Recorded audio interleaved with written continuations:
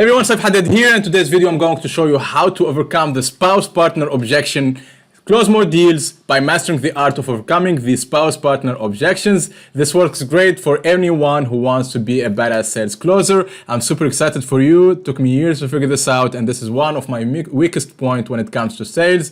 Once you learn how to overcome this, you'll close more deals, I promise you. So let's get started. Why this matters, why overcoming the spouse-partner objections is crucial. One, this is the number 2 reason deals don't close after the price objection. 2 is let me ask my partner stalls momentum. So imagine you go through the call, the plan for 45 minutes, and then they hit you with I need to talk with my partner, and then that throws you off guard and stalls momentum. 3, the faster you preempt this, the better. Preemption basically means stopping a risk before it even happens.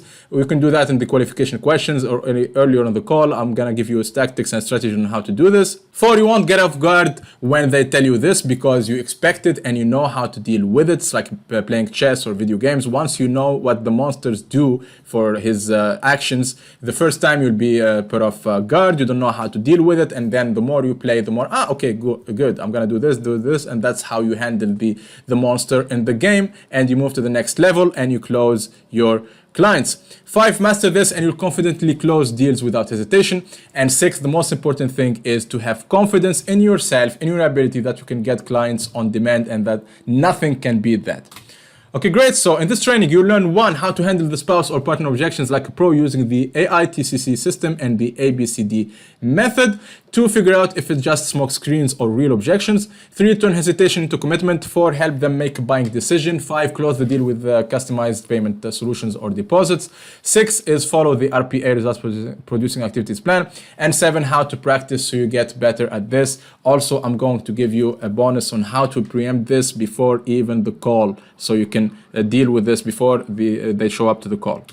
Okay, cool. So the ABCD system, we're gonna use the ABCD system. We have 4 tactics: tactic A, tactic B, tactic C, tactic D, and we're gonna do the agree, isolate, tactical question, convince, close for each tactic. And the most important step here is the tactical question, because it leads them to an answer that will lead them to close the deal, to make a buying decision. I'll explain that in a minute. Super powerful.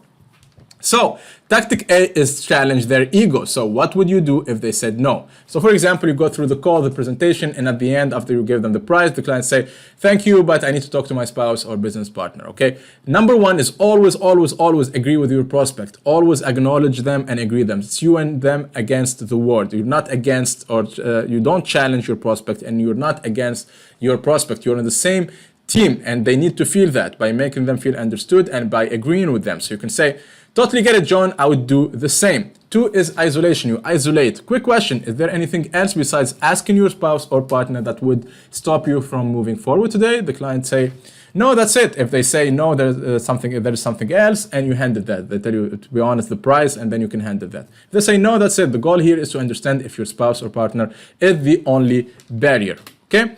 So step number 3 is the tactical question. You say, got it. Well, what would you do if they said no? And here, sometimes they will say, I'll do it anyway. Okay, in that case, you just move to the closing step and you say, great, let's get started. The lesson here is to lead with confidence and assume the close. So if you remember here, the system is agree, isolate, tactical question, convince, and close. But here you don't need to convince them because they close themselves. They tell you, I'll do it anyway. So you move directly to the closing step. Got it? So you don't need to go through all the steps if they close themselves. Cool. So great, let's get started. That's tactic A. Tactic B is what I call peeling the onion. And here we want to peel the layers of the onion in order to find the real reason why they don't want to do this. So what would their biggest objection be? So the client, after the presentation, the call, you give them the price. They tell you, I need to talk to my spouse or business partner. Again, you agree, always agree with the prospect. Totally get it, John. I would do the same. Again, you isolate. Is there anything else besides asking your partner that would stop you from moving forward today? The client says no, that's it. Great. And then you go to the tactical question here. You say, got it. So what would their biggest objection be?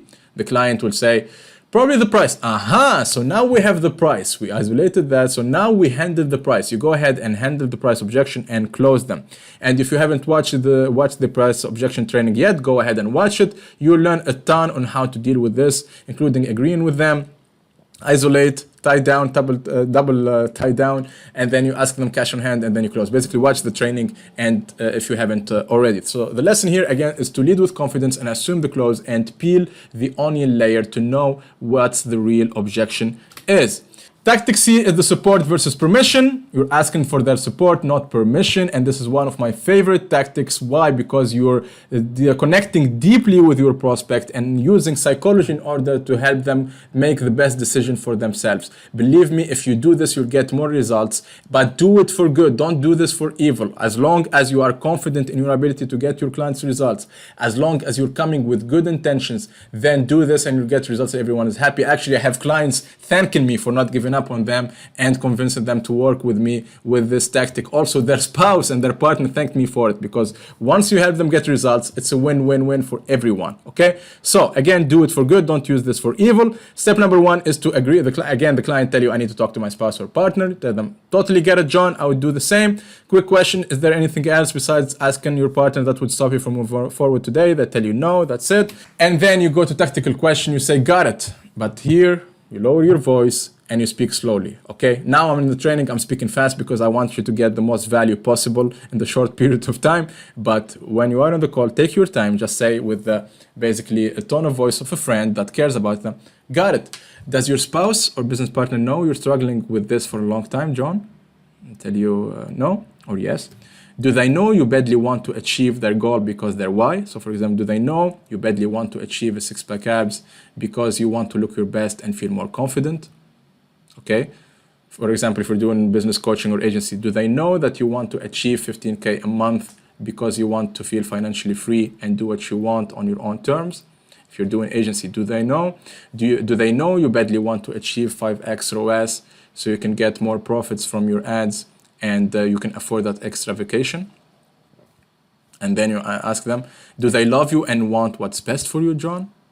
Does she love you and want what's best for you? Tell you, yeah. Then you move to the next step, which is basically to convince them. You say, great, if the roles were reversed and your spouse needed this, would you support them? Yeah. And they say, yeah, I would support them. Definitely, absolutely, I would support them. Okay, and then you continue, say, then why wouldn't she support you if she loves you and wants what's best for you, John? Because you're not asking for her permission, you're only asking for her support.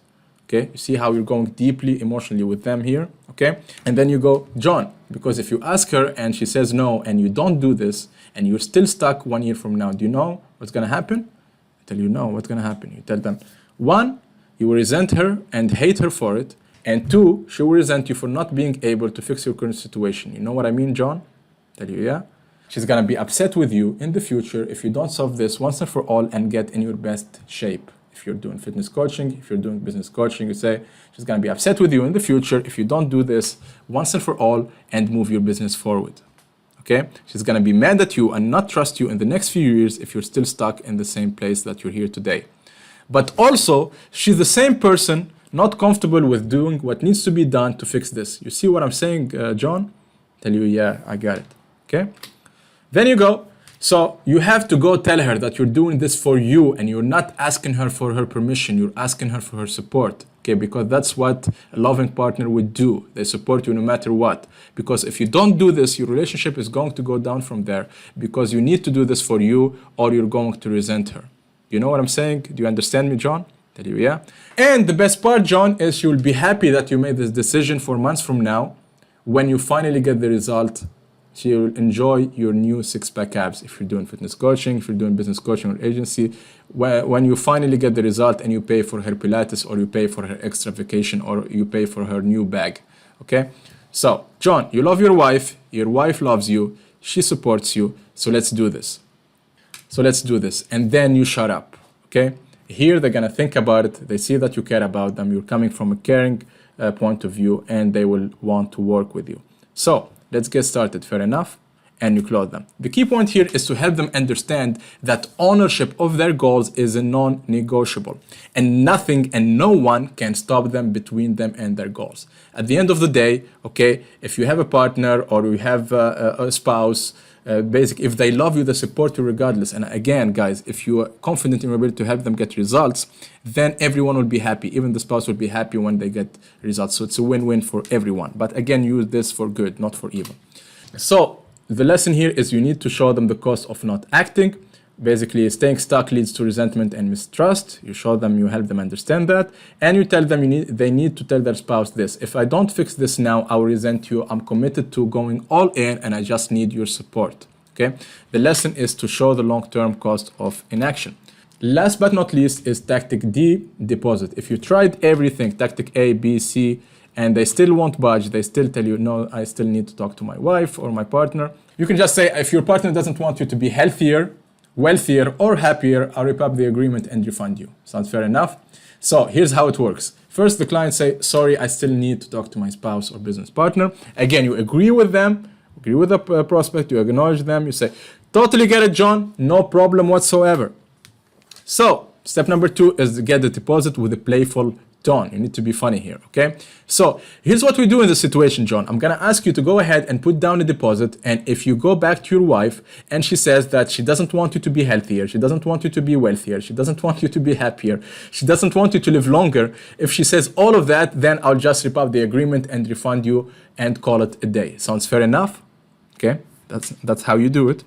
Or you can just say, you can get deposit using the 51% and playful method. You can just say, they can tell you, let's go back again. They tell you, sorry, I still need to talk to my spouse about this. You can say, totally get it, John, no problem whatsoever. Let me ask you this, are you 51% yes or 51% no that you're going to sign up? If you had to decide right now, John, what would you pick? They say 51% yes. Great, so let's do this. If you're 51% yes, what I want you to do in this scenario is go ahead and put down a refundable deposit, and then if you go home, you talk to your wife and she's like, I don't want you to be wealthier, I don't want you to be happier, I don't want you to be richer with a lot of cars and homes and bling bling diamond necklaces, I don't want you to buy me a luxury bag. Then we rip up the agreement and send you a refund. Sounds fair enough? And usually at this point they will budge and they say, okay, I understand what you're doing there, and then basically you tell them, let's get started, and then they put the deposit. Great, they go talk to their wives or their spouse or their partner, they come back, they continue the payment. Okay, sometimes they come back and they tell you no, then you basically refund them the money, okay? At the end of the day, you need to be okay with whatever happens. You just do your best and put it all on the field and you play the game right, okay?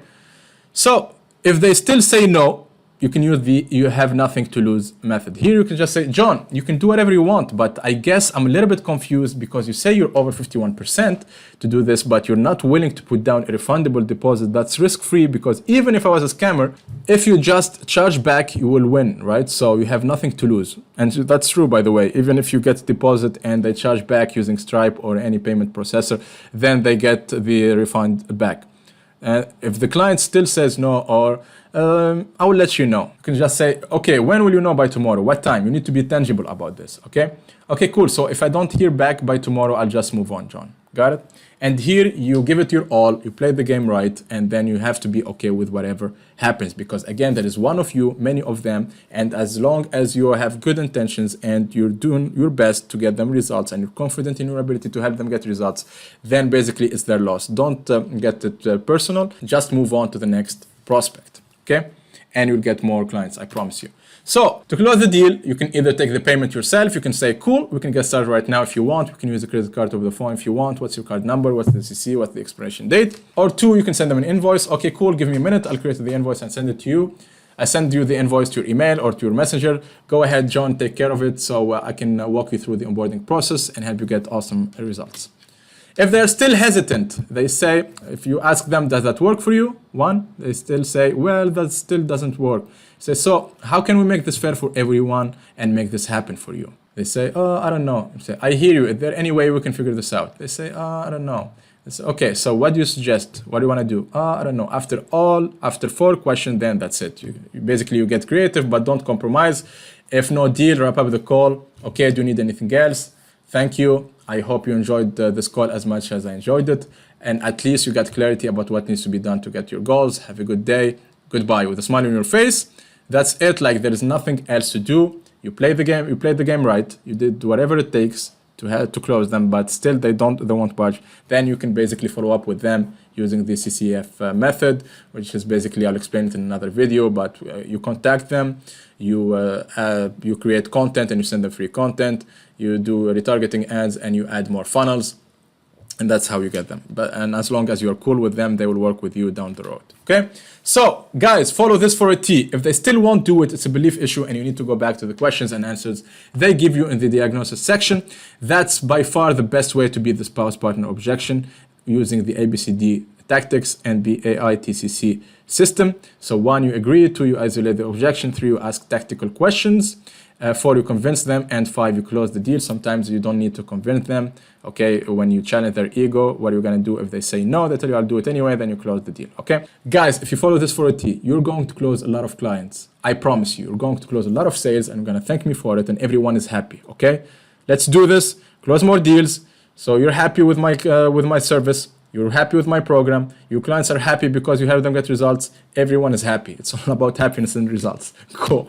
So again, leave it all on the field. This is one of the philosophy. I used to be a professional football player before injury. It's football, not soccer. You call it in the US soccer, but it's football. Anyway, the philosophy is simple. As long as you leave everything on the field, you leave it all on the field, then even if you lose, quote unquote, your fans and spectators will still respect you and they'll clap for your efforts. Okay, but as long as you do your best. So at that point, if they're not willing to do it, the chance they come back is low, but you did everything you could.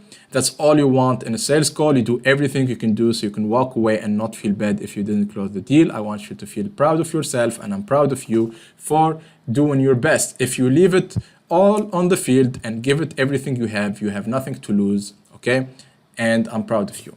Last but not least, let's talk about the preemption plan, if I can pronounce that correctly, preemption. Anyway, that simply means put in a stop to a risk before it even happens. Anticipate objections before or during the call, and that's super, super important because it will save you time, energy, attention, and money. And I want you to be proactive, not reactive. So here's how to do it. The first way is the application form question. You can just ask a question in the application form before they hop on a call with you. This question is, do you need your spouse or partner approval before making a financial decision? If they say yes, then great, no problem. Then schedule a call, date and time when they can also attend. The second way is early in the call. You ask this. So for example, you start the call using the iDoc system that I teach. In the intro, you say, hey, how's it going? How's your day? I have a lot of call after this. So it's cool if we just get started so I cover everything for you. They say yes. And then you go through the agenda. Then we're going to talk about this. And then you go through the goal. My only 3 goals in this call, Mr. Prospect or John, is 1 is to get you clarity. I want you to be clear about what needs to be done to get your goals. And 2, to see if we're both a good fit, and 3, to help you make the best decision for you, your business, your family, and your future. And then you move to the next step, which is basically to ask them this. Okay, John, I know a lot of people try to pitch you their services. What made you decide to take the time out of your day and jump on a call with me? And then you ask them this question. In terms of making decisions, John, if we're a good fit and you want to move forward, is this a decision you can make on your own, or do you need someone else's approval, your partner or your wife? They tell you, no, I can make my own decisions. You say, great, we're all adults. If they say, no, actually, I need my partner approval, then you take care of it as soon as possible. Okay, either you reschedule the call when their wives or partner are present, or you can tell them to tell their spouse or their partner that they need their support, not their permission, and then you move basically with the call. Okay, here's a less direct approach. You ask them, have you discussed this with your significant other or your business partner? Okay, do they know about this call? Okay, do they like the idea of you doing this? Okay, so basically here we're gauging the level of interest and if they can make a decision by themselves. Again, the key lesson here is anticipating objections early builds trust and avoids surprises later in the call. Believe me, if you just implement this, and you put a question in the application form, and in the follow-up you tell them about this, and earlier in the call you make sure that you ask this, then guys, you will close a lot of sales, believe me, because it's a chess game. Okay, at first you get thrown off guard, then okay, I see what you did there. Okay, so next time you play, you know what to do, and you know how to deal with the situation. It's like you're playing a video game, beating a monster. It's the same thing, but don't give up, keep practicing, and you'll get better at this, I promise you. Okay, great. So how to practice so you get better at this? Practice makes perfect. 1, get a buddy you practice with role playing. Go to Facebook groups or the community, school community. 2, record your sales calls. Listen to them before you sleep, not sleep. 3, listen to other successful salesmen. And 4, get committed to this. It's one of the pillars of the savage mindset, if you remember, is to always, always, always improve yourself.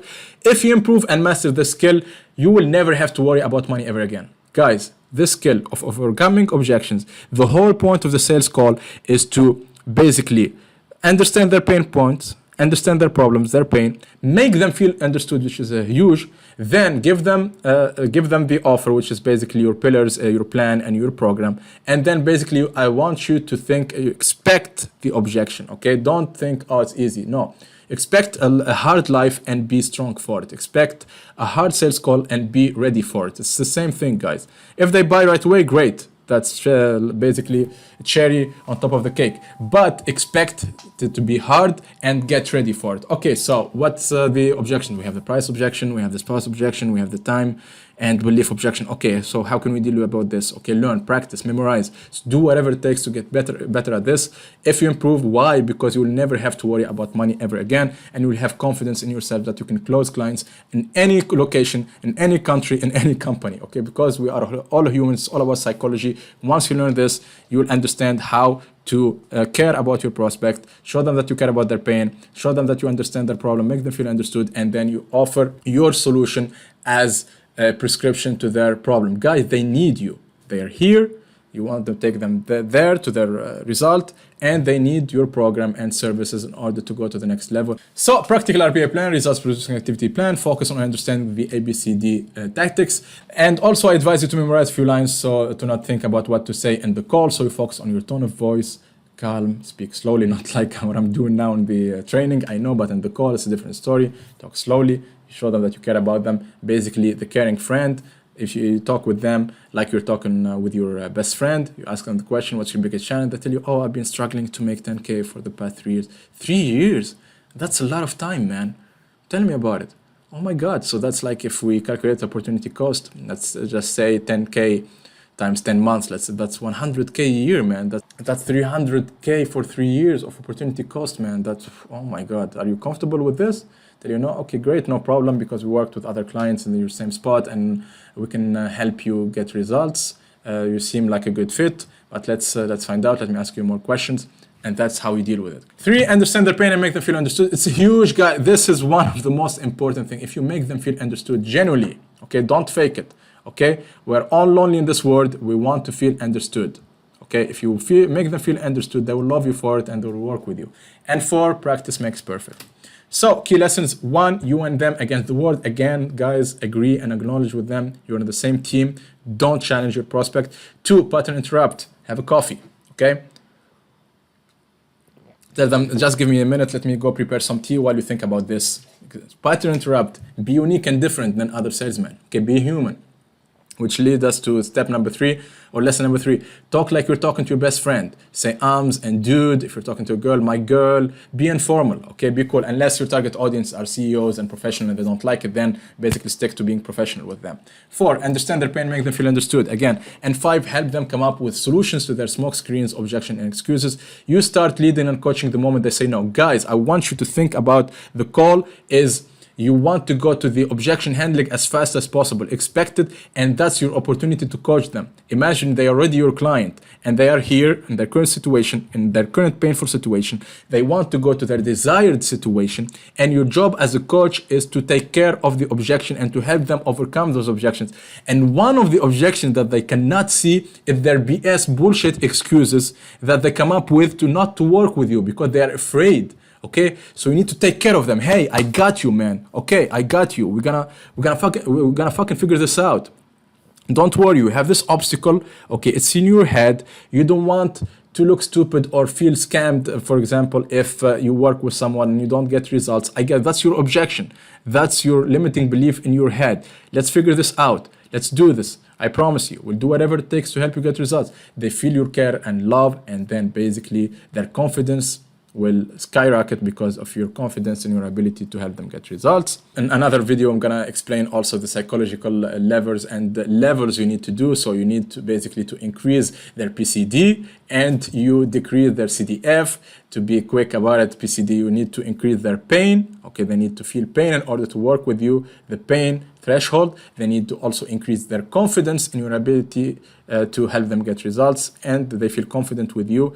And the D is their desire. You need to increase their desire to get results. Okay, so PCD up, CDF down, C is comfort. The last thing you want is to let them feel comfortable of their current situation and also doubt you and doubt your program. And also fineness. Fineness is not good. Oh, I'm fine. Then it's very hard for them to close them if you do this. So again, PCD up, CDF down. We'll talk about this in different video. With that being said, thank you so much for watching. I hope you guys enjoyed watching this video as much as I enjoyed creating for you. I hope you got a lot of value, and I'll talk to you soon. This is Saif signing out. Merci. Have a beautiful, awesome day. Bye.